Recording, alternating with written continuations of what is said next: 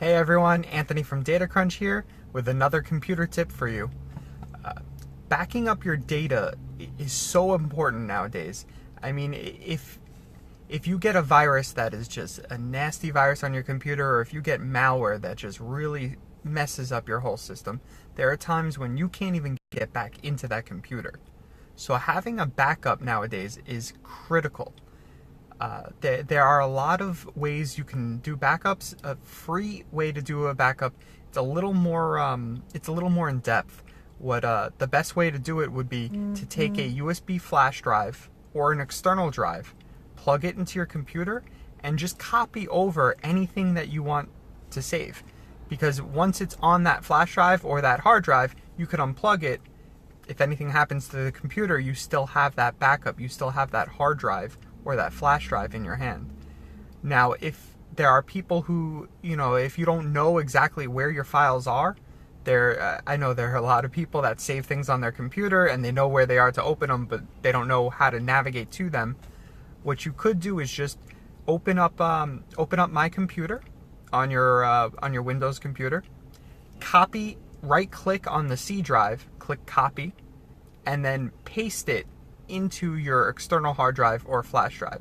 This way, it's not really the most ideal way to do a backup, but if you aren't very tech savvy and you have the key doing that though is you need a hard drive that is bigger, like an external hard drive to plug into your computer that's bigger than the hard drive that you have in your computer.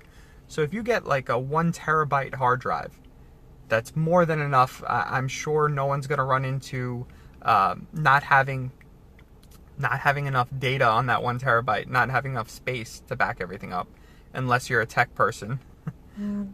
So what you could do is get that 1 terabyte drive, plug it into your computer, open up My Computer, right click the C drive, go to the 1 terabyte drive, and right click and paste it in there.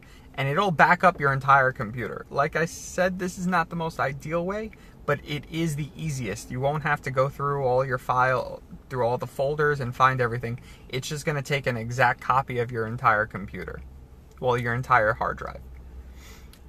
Now, there are a lot of easier ways to do this than doing it manually. You can get backup software. I really like using Cloudberry. That's what I use personally.